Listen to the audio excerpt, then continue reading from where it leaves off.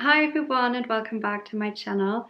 I just got back from the most beautiful week in London. Actually, I was there for 4 days.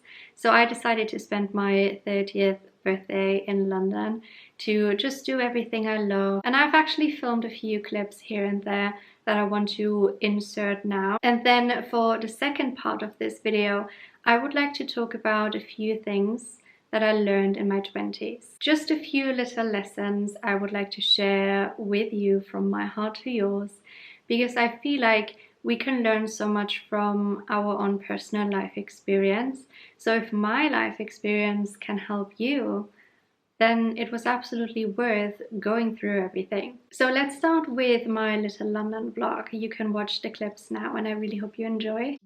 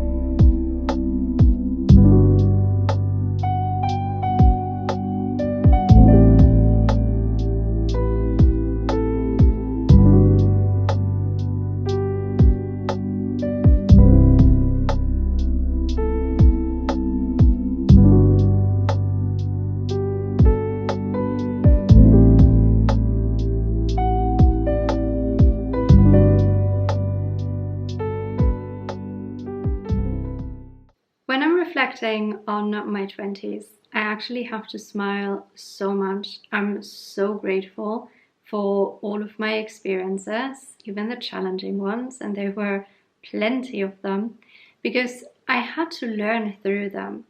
They were part of my journey and they got me to where I am right now. And I have a lot of gratitude for everything that happened, because if it didn't, I wouldn't be where I am right now and I wouldn't be able to help people who are going through the same experiences.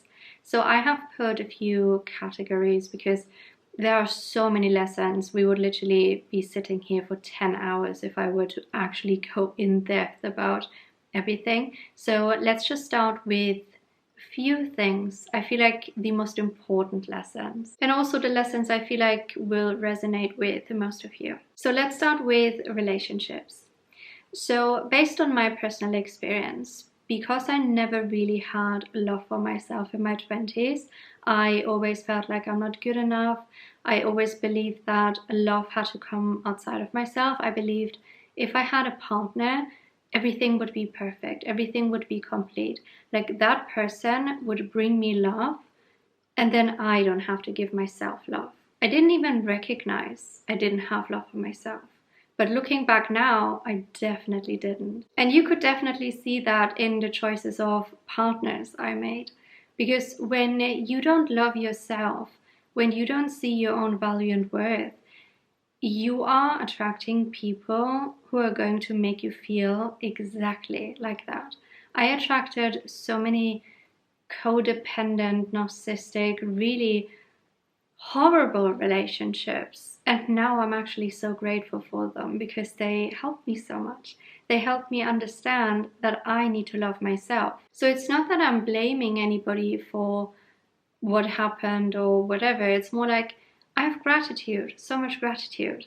So I guess the first lesson would be learning how to be loving and kind to yourself, and learning that the relationship you have with yourself is the most important relationship you will ever have. And once you have found love from within, this is when you will find love in the relationships outside of yourself as well. But when you are lacking love, there is a certain incoherence, there's a certain imbalance, like in your energy based on who you're going to attract. And then you may find yourself in a situation where there's codependency, where you feel like you need somebody else to fill a void that you feel inside of you. Or you are obsessing over people, you are expecting people to bring you something that you can't bring yourself, or you are expecting a partner to magically make your life better when actually you're the only one who can do this. So I guess if I could tell 20, 21, 22-year-old Anna one thing, it would be love yourself.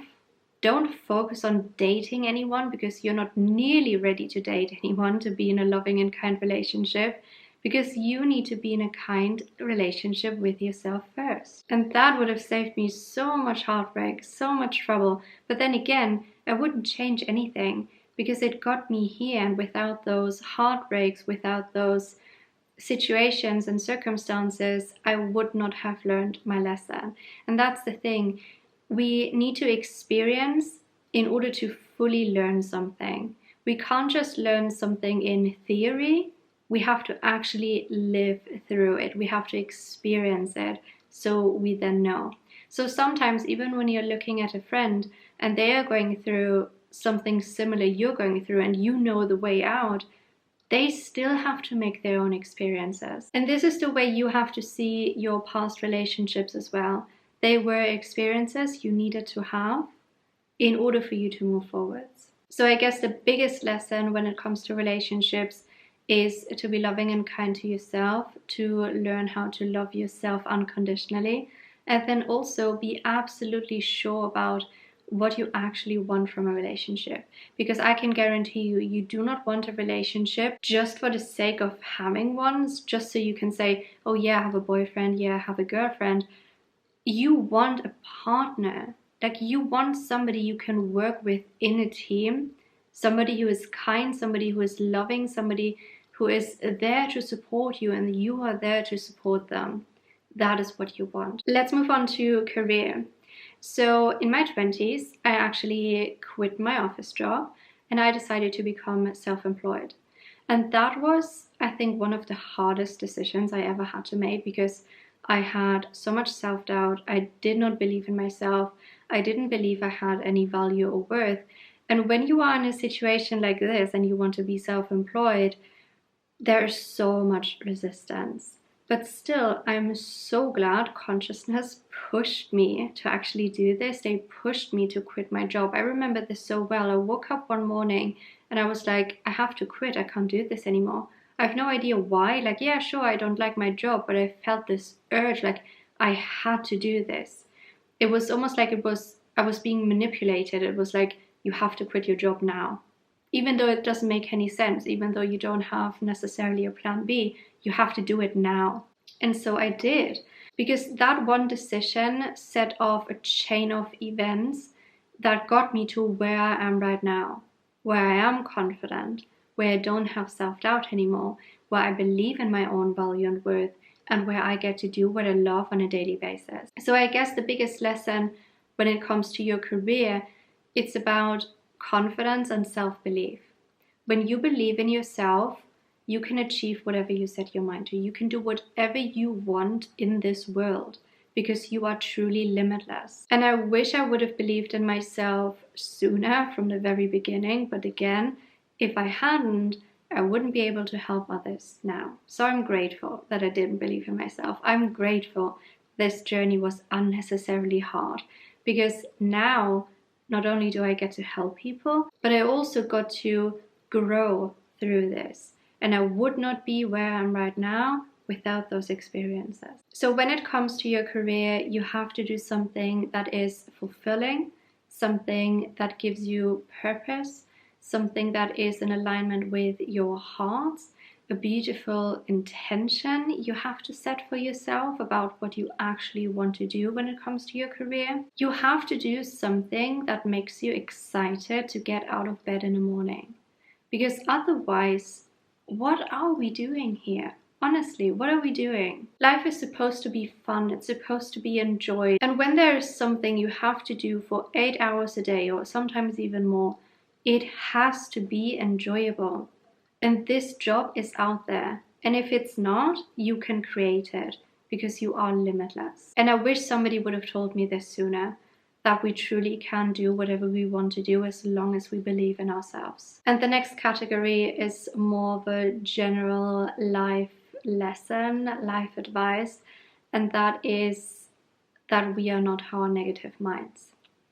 As soon as I truly understood this, that this negative voice inside of me is not who I am. It's lying. It's never been truthful. This is when I really understood I do not need to listen to this voice anymore. The voice that is constantly berating me, the voice that is constantly putting me down, the voice that is constantly planting these self-doubts in my head and then stopping me from going after what I want. So this voice in your mind, I can guarantee you, this is not who you are. You are consciousness. You are a vibration of love. You are limitless. And the more you listen to the negative mind, the more challenging this life experience is going to be. But the second you disregard that voice, the second you disagree with the negativity and you go back into your heart center, your consciousness, this is how life is going to be effortless. This is when life gets really magical. So I actually wish we would teach children this very, very, very important aspect in school, that we are not our minds. And we can program our minds a certain way to either be negative or positive. And as soon as I understood I can make my mind actually my cheerleader, I can make my mind positive, this is exactly what I did. And my life experience changed from being very negative to being very positive. Unlimited possibilities, unlimited opportunities. I wake up with joy now when actually I never did before. So that was a very important life lesson that I'm actually so grateful I got to learn so early on in my 20s, that I'm not my mind. And my mind can be my cheerleader if I program it to be my cheerleader. And the last lesson would be that everything is happening for a reason, even though we might not be able to see exactly why things are happening the way they are. And this is where we come back to letting go of control. I used to be a very controlling person. I believed I needed to control absolutely every aspect of my life. And the more you let go of control and the more you just allow things to unfold, the more you just allow things to happen, this is when you recognize there is a bigger picture. There is a bigger plan behind everything. When I look back onto my life, I created so much resistance to change at all times. Whether this was, a relationship ending, somebody breaking up with me, I would cling on to that for such a long time. I would not want to accept what was going on. I created so much resistance when actually looking back now, I see why this person couldn't be in my life anymore, because there was no more growth. This had to end in order for me and this person to move forwards in different directions. Or when a job opportunity doesn't work out, I was so upset over things not really working out for me. When looking back now, I'm so grateful they didn't work out. So instead of resisting change, we need to practice acceptance, because everything is happening for a reason. You can be 100% sure of that. If something doesn't work out for you, when you're not getting a job, when somebody's breaking up with you, when a friend is distancing themselves from you, just know this is happening for a reason. Accept it. Accept it for what it is. This will help you so much. And in time, you will look back and see exactly why things had to happen the way it happened. When you came here into a physical human body, you made a plan. And now you are following through with that plan. So it would be wise to listen to your consciousness to guide you through this life experience. And this is where acceptance is coming in. Now I just accept everything. Absolutely everything that is happening in my life. I know there's a reason behind it. And it can be a small thing or it can be a massive thing. We have to accept it, and in time we will see exactly why it happened the way it did. I feel like those are all the lessons I want to share today. I guess those are the main ones. There are many, many more. And I usually talk about this kind of stuff in my podcast. So if you're interested in more of these topics or hearing what I have to say, then I will just leave the link in the description of this video as well. I really love chatting about these topics, and I'm always speaking about my personal experience because that is all I know to be true. And I guess this is also where our value lies, our personal experience. because through this we can help others. So I really hope you enjoyed this video and you got some inspiration. I also really hope you enjoyed the little clips from London. I know I didn't film that much, but I just wanted to be in the present moment, and sometimes I just forgot to get out my camera. But I will leave some of the places I went to in the description. I would highly recommend them, especially the bagel place. Such a good place. It's perfect for a little picnic, especially in that Primrose Hill area. So that's all I have for you today. I'm sending all of you so much love, and I will talk to you in my next video.